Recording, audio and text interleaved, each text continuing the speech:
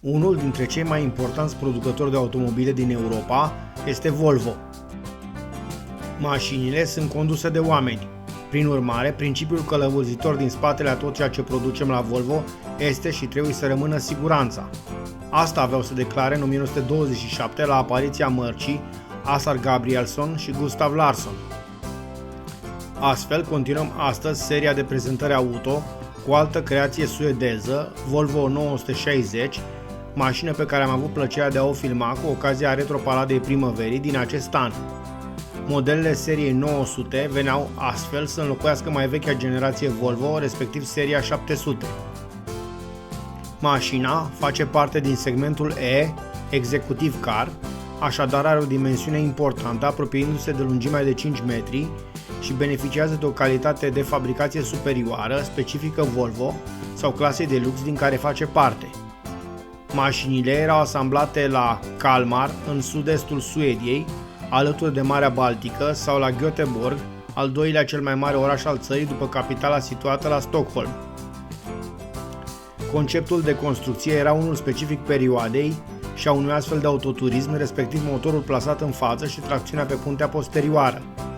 Dacă conceptul tehnic era unul clasic, la fel era și designul, foarte conservator și simplist, în mare parte mașina abordând foarte pronunțat imaginea modelelor anterioare, adică pătrățos și simplu.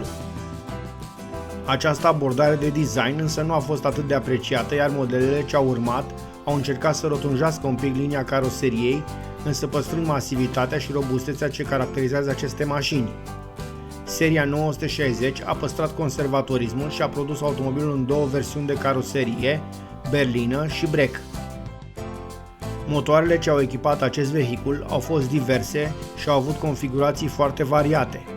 Au fost oferite motoare cu 4 cilindri în linie, cu 2 sau 4 supape per cilindru, aspirate și turbo. Acestea s-au încadrat în valori de cilindre de 2 și respectiv 2,3 litri. Pentru cei ceva mai pretențioși, în ofertă erau și motoare ceva mai mari, de 2,5, 2,8 și 2,9 litri, în formatul 6 în linie sau chiar V6. Așadar, motoarele oferite au acoperit o gamă largă de cerințe din partea posibililor clienți. Mașina a avut chiar și motoare diesel în ofertă cu 6 cilindri în linie, însă acestea erau de proveniență străină, făcând parte din producția Volkswagen. Astfel, puterile acestor autoturisme erau cuprinse între 130 și peste 200 de cai, fiind suficiente pentru aceste mașini ale căror greutăți se situau în jurul a 1560-1630 de kilograme. Mașinile primeau transmisii atât mecanice cu 5 viteze, cât și automate având 4 rapoarte.